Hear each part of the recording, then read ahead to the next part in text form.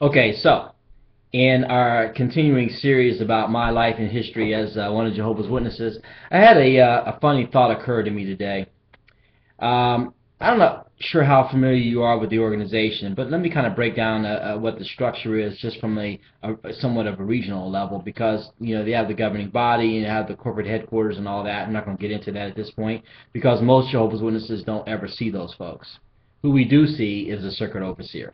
So the circuit overseer comes around, I can't recall now, several times per year. And when the circuit overseer comes around, there's a hustle and bustle in the congregation. The elders and ministerial servants are trying to get everything in order, trying to get the books right, trying to get all the publisher cards correct, and they're trying to put on their best look and get their wives and their children in line because the circuit overseer is coming. This is the time during the year when appointments are made, when those become regular pioneers get appointed.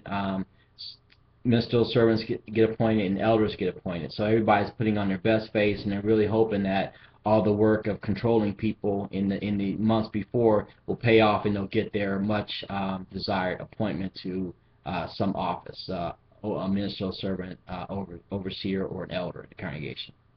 Okay, so the circuit overseer, typically in all my years in being one of Jehovah's Witnesses, does not look like me. He's not black. He's been, usually an old white male. So, but in recent years, before my departure, I did see some black overseers, some black circuit and district overseers, which was really kind of pleasing because it represented finally that the organization was starting to show some diversity. So I remember this one particular circuit overseer, nice guy, old dude. I don't really recall his name, but when he came around to visit that year, I happened to be in the ministry with him that day, and I remember sitting in the back seat of the car, and I was digging in my bag for something before we got into ministry, and I remember I think I was looking for a pen. And I reached down and I pricked my finger and I said, darn. And he looked at me and said, so we're using foul language in the ministry now? I looked at him and I was like, darn, that's foul language? Okay. I kind of dismissed that. So then that was an awkward moment. So that was going to set the stage for more awkwardness as he decided, hey, I want to work with you from door to door.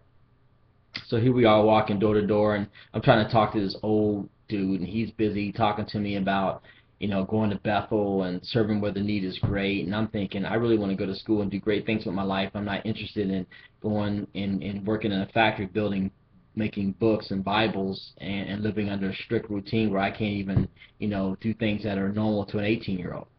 So anyway, we walk up to the front door, and of course I knock on the door with my hands, I knock on the door. And we stand there and wait. We hear some rustling around behind the doors. No one comes. So then, as is the process, you knock first and then you ring the doorbell, because if they're sleeping, you don't want to wake them up, but they should be able to hear a knock if they're not awake. So this old dude says, hey, if you really want to get people and you really don't want to shock them, he said, instead of knocking with your knuckles or ringing the doorbell, take the palm of your hand and knock it against the door frame.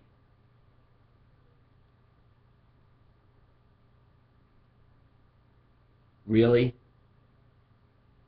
Knock it, the palm of your hand, boom, boom, boom, against the door. And this is what he said. It will vibrate around the house through the wood frame, and they'll be able to hear it everywhere. Wow.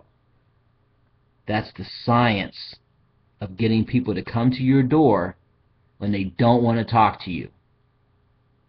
Works every time.